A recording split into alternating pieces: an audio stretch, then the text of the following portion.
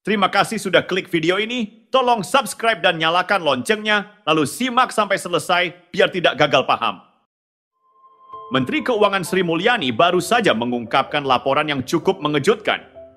Anggaran Pendapatan dan Belanja Negara (APBN) 2025 mengalami defisit sebesar 31,2 triliun hanya dalam 2 bulan pertama tahun ini hingga akhir Februari. Meski persentasenya cuma 0,13% dari total anggaran yang direncanakan, angka sebesar itu tetap menjadi alarm penting yang harus diperhatikan. Karena meskipun kelihatannya kecil, defisit ini menggambarkan adanya masalah besar dalam pengelolaan keuangan negara yang bisa berbahaya di jangka panjang. Sri Mulyani juga menjelaskan alasan kenapa pelaporan APBN bulan Januari 2025 molor. Dia bilang kondisi ekonomi di awal tahun ini memang belum stabil. Banyak hal yang bikin data fiskal kita jadi nggak akurat dan terlalu fluktuatif. Mulai dari inflasi yang masih tinggi, harga energi global yang nggak bisa diprediksi, sampai masalah pemulihan ekonomi pasca pandemi yang nggak kunjung selesai. Penjelasan ini sih masuk akal ya, karena kita semua tahu bahwa ekonomi dunia memang sedang berada dalam ketidakpastian. Tapi yang jadi masalah adalah, ini bukan pertama kalinya kita dihadapkan dengan situasi seperti ini. Jadi, apakah kita terus-terusan mau mengandalkan alasan ketidakpastian luar untuk membenarkan defisit dan ketidakmampuan kita mengelola anggaran? Kalau kita lihat lebih dekat lagi, belanja negara di 2 bulan pertama 2025 ternyata sudah mencapai 348,1 triliun, yang merupakan hampir 10% dari total anggaran negara tahun ini. Angka sebesar itu nggak sedikit dan memicu pertanyaan besar tentang pengelolaan dana yang begitu besar. Sebagian besar dari belanja itu digunakan untuk transfer ke daerah dan belanja pemerintah pusat. Transfer ke daerah memang penting untuk mendorong pembangunan daerah dan juga untuk mengurangi kesenjangan antara pusat dan daerah. Tapi pertanyaannya adalah, apakah pengeluaran sebesar itu benar-benar memberikan dampak yang positif dan nyata bagi rakyat? Ataukah anggaran itu malah terjebak dalam birokrasi yang lamban dan nggak efisien? Kita sering mendengar keluhan soal kesalahan pengelolaan atau malah disalahgunakan oleh oknum tertentu. Jangan sampai uang sebanyak itu hanya menjadi angka di atas kertas tanpa memberikan manfaat yang sebanding.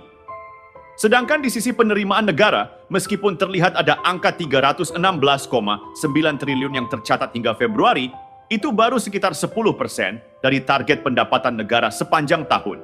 Ini artinya kita masih jauh dari target yang diharapkan. Coba bayangin, gimana negara bisa menjalankan program-programnya dengan efektif kalau penerimaan negara masih sangat minim?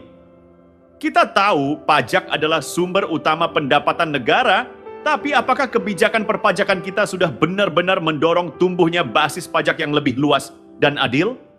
Mungkin kita udah terlalu lama mengandalkan sumber penerimaan negara lainnya yang lebih fluktuatif, seperti sumber daya alam, SDA, atau penerimaan negara bukan pajak, PNBP, sementara sektor pajak masih lemah.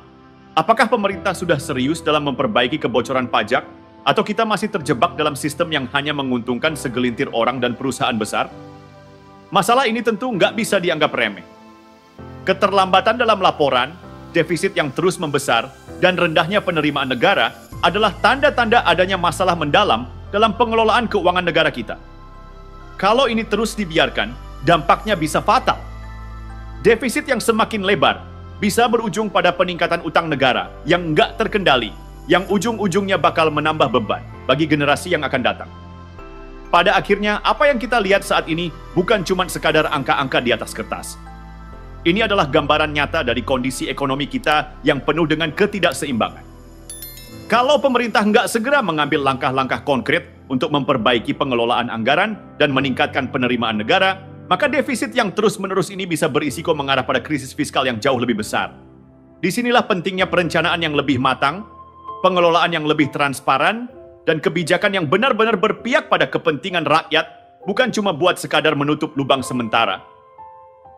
Jika negara tidak serius mengelola anggaran dengan bijaksana, maka yang terjadi hanyalah pengulangan masalah yang sama di setiap tahunnya, dengan dampak yang semakin terasa oleh seluruh masyarakat. Defisit anggaran yang tercatat sebesar 31,2 triliun di awal tahun ini lebih dari sekadar angka yang terlihat di laporan. Ini adalah cerminan nyata dari ketidakseimbangan dalam pengelolaan ekonomi kita. Memang bisa saja pemerintah memberikan penjelasan tentang faktor eksternal seperti inflasi tinggi, harga energi yang enggak menentu, atau pemulihan ekonomi pasca pandemi. Tapi masalahnya adalah kenapa kita terus-terusan terjebak dalam situasi yang serba nggak pasti ini?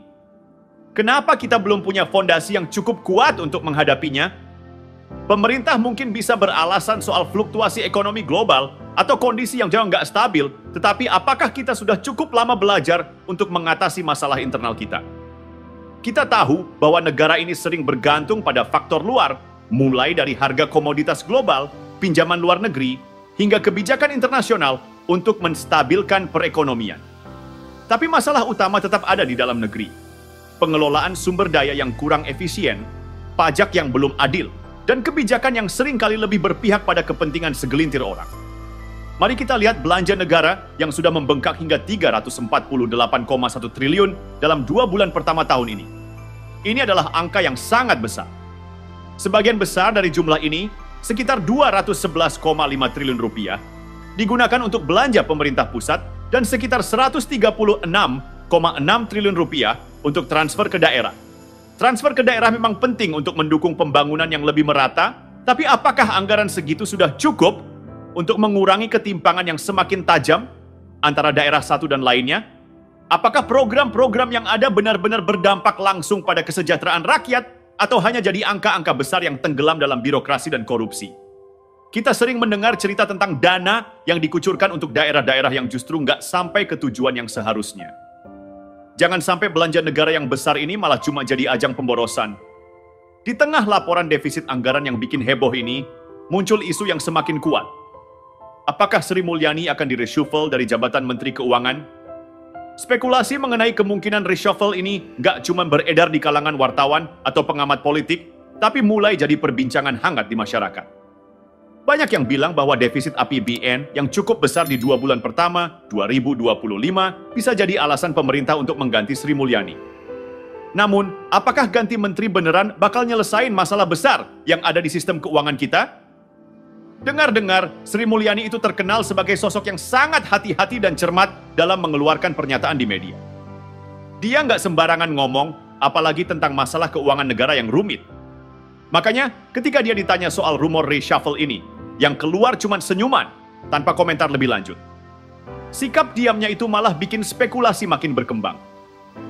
Orang-orang jadi berpikir, apakah ini berarti dia sedang menghadapi tekanan politik, atau justru dia sengaja nggak mau terjebak dalam permainan politik? Sementara itu, wacana reshuffle ini justru mengingatkan kita pada politik praktis yang sering kali mencari kambing hitam di tengah masalah besar. Ketika keadaan ekonomi nggak sesuai harapan, biasanya yang kena justru pejabat publik yang dianggap bertanggung jawab atas sektor tersebut. Padahal, masalahnya bukan hanya pada satu individu, tetapi lebih kepada kebijakan ekonomi yang nggak holistik dan pengelolaan negara yang lemah. Ganti menteri memang bisa mengganti wajah kabinet, tetapi bukan berarti mengganti keadaan ekonomi yang makin terpuruk. Kalau hanya menteri yang diganti tanpa perubahan kebijakan yang nyata, kita nggak akan melihat hasil yang berbeda, malah bisa jadi negara semakin terjebak dalam ketidakstabilan ekonomi. Jadi kalau pemerintah benar-benar serius ingin mengatasi defisit anggaran yang terus membengkak, langkah yang harus diambil bukan sekadar reshuffle menteri.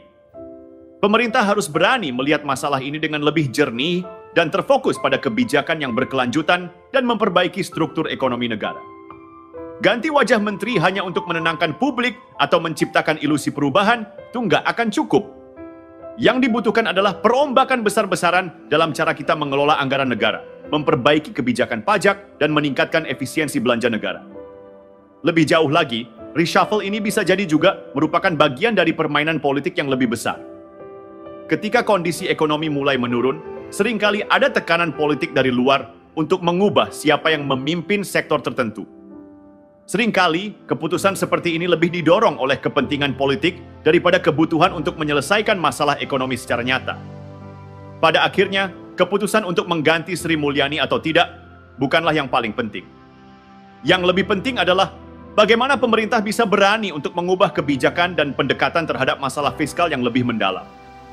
Reshuffle menteri tidak akan mengubah masalah struktural yang ada, kecuali jika dibarengi dengan perubahan nyata dalam pengelolaan ekonomi dan kebijakan fiskal yang lebih baik.